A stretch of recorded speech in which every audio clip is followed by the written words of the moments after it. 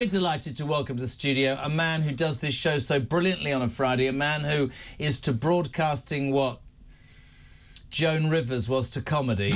Where did that come from? I don't know. Peter Cardwell, hello. Hello. Achoo. How are you? Yes, thank you very much. Are they in black tie tonight? Is it black tie? No, this is a very, very swanky event. What, a Student Radio Awards? Yeah, well, I went to a few Student Media Awards. I mean, I don't remember them. Did you ever win any? No. Millions. Oh, no, I did. I came runner-up in the Columnist of the Year of the Guardian the one. What of the Year? Columnist. I have this is absolutely a true story. I was regaling them earlier, especially with this story that I knew a bloke on the radio once who started out on hospital radio, and he got thrown off for saying to all the women in the gynecology department, I'm running a party later, it's bring a bottle, and he got thrown off the radio station. It's shocking. But the students, it's where people start out. It's how they end up being like you, a broadcasting titan. That's right. Well, I was on Why did you do that? Radio. Were you really? Just remember, I was on student radio. I had a speech radio programme called The Ulster Fry with myself and Alison Kennedy. Look at, why are you doing all that? The Ulster Fry. Yeah. Do you remember your first link?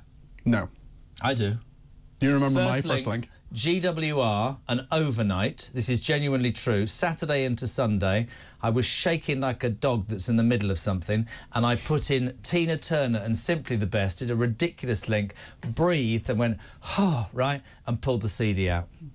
Well, that was a bit silly, wasn't it? And I literally opened the microphone, and then it was fun. Gee, well, how do you imagine I feel? I've been pooing myself for the last 3 days, and then it was fine. But that's true. Anyway, good luck to all the students at the Student Radio Awards tonight. I think Jodie should win Student of the Year.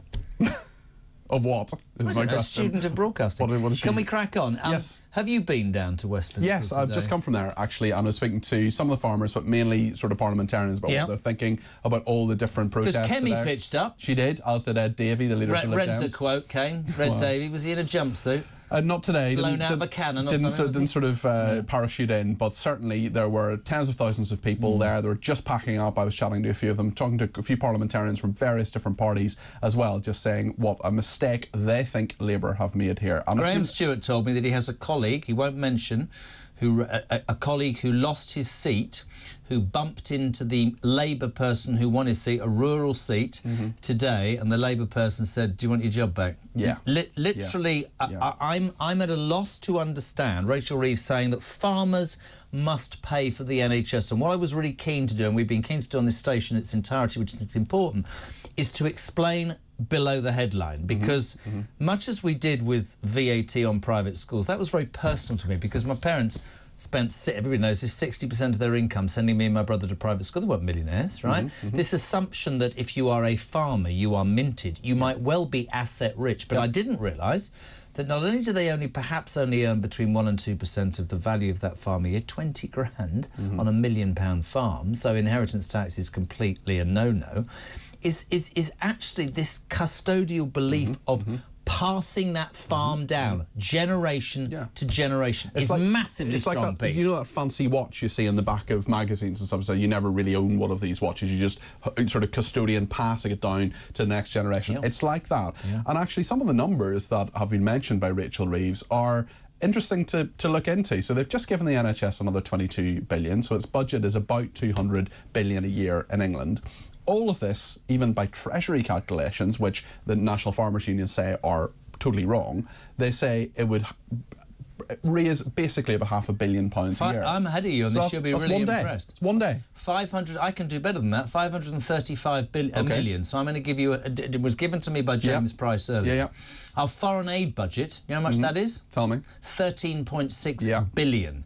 If you drop that by 4.253%, you would pay for this in a heartbeat. But no, we're too busy sending money for green environmental issues in Sudan. I'm sorry, it's rubbish, man. And today we have learned that 100,000 by Labour, by the government's own statistics, at least 100,000 pensioners will be in poverty because of the winter fuel allowance. You just think about it. Just think about what Labour's done since they've come in, OK? They've attacked the farmers. They've attacked people sending their kids to private school. They've attacked pensioners. They're saying that all of this is needed, and many other things as well. Small businesses, people who, self-employed people or who employ 2 or 3 other people. What they've said, essentially, is that a lot of these people who are striving, who are working hard, a lot of those farmers had to get home because they had to milk the cows. They had to go back. They've been there since the scrake of dawn this morning. They had to go home. The what of dawn? Scrake. Scrake of dawn, the early part of the day. The break of dawn. Scrake. No, the scrake. Do people not say that in England? Is that a Northern Ireland word? I don't know. I think that's a rash, isn't it? The break of dawn. Have you had it? The scrake of dawn, no. I've never heard of that. Have you never heard that? Okay. Jodie, of the scrake of dawn. It's the break. No, they're all looking at you like you've landed from Mars. The break of dawn, you illiterate man. Come on. Maybe it's a Northern Irish thing. But anyway, I've got up on up the scrake of dawn to help various members of my family who are farmers, and I know that they work very, very hard, and they're often not earning huge amounts of money. So yeah, like, this is a big protest. But I don't understand. I always love talking politics with you because you understand the sort of behind the scenes and underground. You were an advisor. Mm-hmm. Has nobody said to Dreary Starmer, the farmer harmer, it's a new one, I love that, has nobody said to him, mate, listen, in your quest to create either this nanny state or seemingly do everything for the public sector, even not working people, you are attacking, how do I put this, organisation groups, whatever you want to say, who are the lifeblood, whose existence really attracts massive support. Pensioners, massive support. Armed forces, veterans, massive support. Farmers, massive... So there's nobody saying to him, you idiot, it is going to backfire? I mean, listen, I'm delighted it's going to backfire, but we've got to put up with 4.5 years of hell. So the thing you've got to do is ask in politics, what's the next thing? What's the thing that people haven't considered? And if you're a farmer and you're farming the land, you want to pass it on to the next generation, and suddenly you think when you die all this inheritance tax is going to come in, you're going to have to sell off portions of the land. Who are you going to sell them to? What are they going to do with it? Are they going to put solar panels on it, wind farms? Are they going to do it for development or whatever? And actually, what is the benefit of you continuing to farm and earning £20,000 a year or whatever on the £1 million farm that you have? Why would you not sell the land now? I can tell you exactly why. Because not only is this disgusting government going to charge them an inheritance tax of, what, 20%? They then charge them on the 800 grand capital gains tax. And they will lose up to 50% of what their family built for years and years. It's an asset. It's not... I think it's... And to me, you didn't answer the question. I'm not having a go. Does nobody have the foresight to say to this idiot, mate, this is going to blow up in your face? Is he stupid, or is he literally that convinced that he's right, or his big majority? I think he's convinced that he's right. He's got a big majority. He's unassailable. I also think they've said we need to find this money from somewhere. Well, this is one way we can do it. They don't pay inheritance tax. Why do they not pay inheritance tax? But they don't understand farming. They don't understand rural communities. Labour, yet again, has been shown by actually one baroness who is a Labour baroness, also the head of the Countryside Alliance, I should say, who has said, well, actually, they've shown themselves to be a very urban party. If you look at those shifts there are quite a few urban seats, but also rural seats as well. There's about 100 Labour MPs in rural seats. But an urban party that seems to have absolutely, by the way, distanced itself from working people. This is from Rob. You love this, Jez. I don't know what will be left when these fools are done in 4 years. I know it will be it will be easy for the next generation, the next people in line. I just pray Reform get there, ducks in rows. They could have a huge number in Parliament. But he said, I just don't understand. He said, it's almost like the Monster Raving Lunar Party has changed its name. People are really... people are genuinely shocked at the incompetence of Labour. And rightly so. And also the question of food security. Where is our food actually going to come from? Well, they say this might be about... Part of this might be about energy security. What about food security? If we can't feed ourselves, if this land that is already being used for food isn't being used for food, because what would be the point of that? Then you import it and it costs more, and then we're all screwed again. And also, if you have instability, like in Ukraine, for example, or other parts, well, then the price goes up. So this is they're on the hiding to nothing here. They're raising a small amount of money, half a billion quid, which in Treasury terms is nothing. That is the NHS for one day. One day, Jeremy. Yeah, no, I get that. Do you believe that he'll U-turn on this? Many people are saying that there's no option but to U-turn on this. But I really, really, really imagined that actually what would be true would be that they would do a U-turn on pensioners, but they haven't. They haven't, no. And I mean, they will argue that pensioners will be better off in the longer term. They'll get money from April, which I don't know if you've noticed, but that's actually after the winter. They're in a situation. Well done. Yeah, they're in a situation where they're just not listening, but they don't have to either. They've got such a large majority. Okay, so you're the advisor, but then I'm saying to you, I'm not listening. You have got to be saying to me, Jez, with respect, you are never going to get pensioners or the farming community back again. And you're picking organisations, or groups rather, who, actually, let's be honest, garner huge support from other people as well. And that's really, really important. And even if you're not a farmer, you can understand what it is like to be a farmer. You can understand what that is. If you're a pensioner, you understand what it's like to be cold. You know that they're in a good question from Graham in Bushy. Were there any Labour MPs at the farmers' protest today?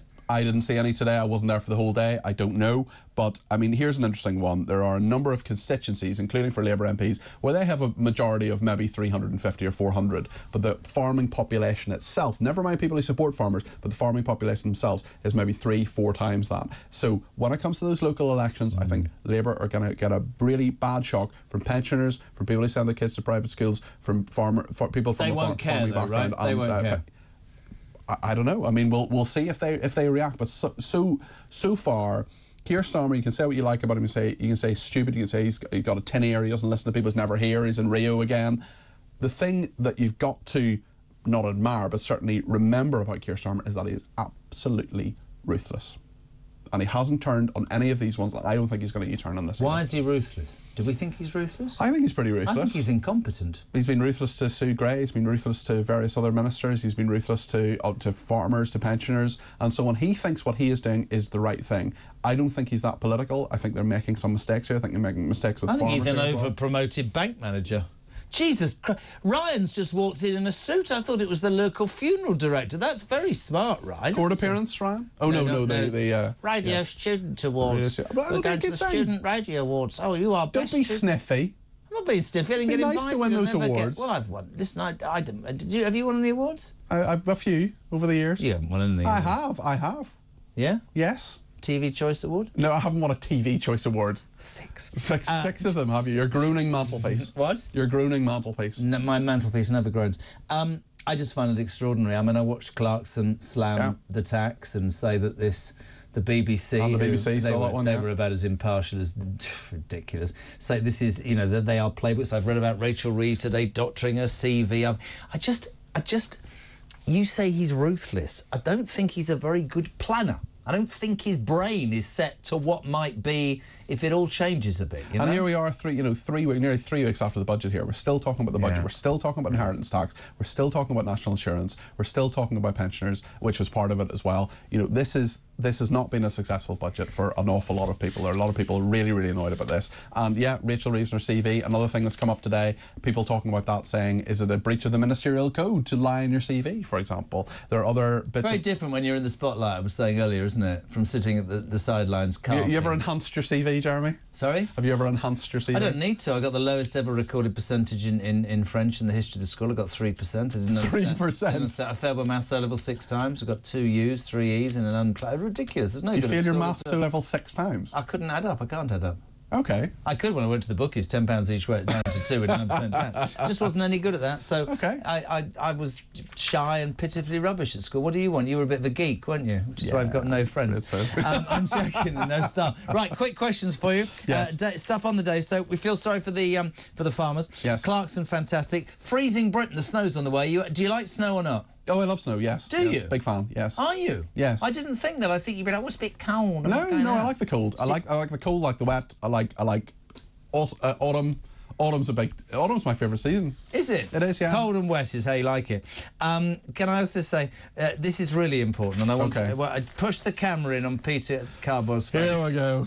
The Welsh Labour government has vowed to change the beliefs and behaviour of the white majority in Wales. The devolved administration made the pledge as it unveiled how it intends to make the country anti-racist by 2030 and ensure that all areas of public life are transformed. As part of this mission, ministers have set out an anti-racist Wales action plan which promises to pursue shifts in knowledge, beliefs, experiences and behaviour alongside systematic and cultural changes. What a load of rubbish. How will we know when we're anti-racist? How will we know? Like, are we going to monitor people's brains to sort of see what they think when they see someone of an ethnic minority, or perhaps someone of an ethnic minority see someone who's white? Will we sort of monitoring all sorts of behaviours? What about unconscious? How do we label racism? Any form of racism is abhorrent. Yes. I will say this again and be slaughtered online. I have many Jewish friends who have faced abhorrent racism, but have you seen the one in Ireland today in Bundoran? What do you mean the one? The story, no. Right? There's a pub in Bundoran in Ireland, and they don't serve Zionists. If you're a Zionist, if you believe the state of Israel has a right to exist, that's what Zionism is, then they don't serve you. That's terrible, man, isn't it? Yeah, it's grim. But we have to keep fighting. Jeremy and Peter, great show, great guests, and talking sense most of the time, says Max in Warwickshire. Have you been to Warwickshire? Max. Yes. Yes? I think so. What, name me a place. I don't know. Warwick? I mean, Warwick's in Warwickshire. I don't know. I think I've been to Warwickshire. Stratford-upon-Avon. Stratford-upon-Avon. I haven't been there. Do you want me to joke about William Shakespeare before I go? Can I tell you mine? William Shakespeare, 1621, lead in his pencil, 1622, lead in his coffin. Go on. No? School was much easier in Shakespeare's day, mainly because you didn't have to study Shakespeare. Brilliant. 20 to 7, bye.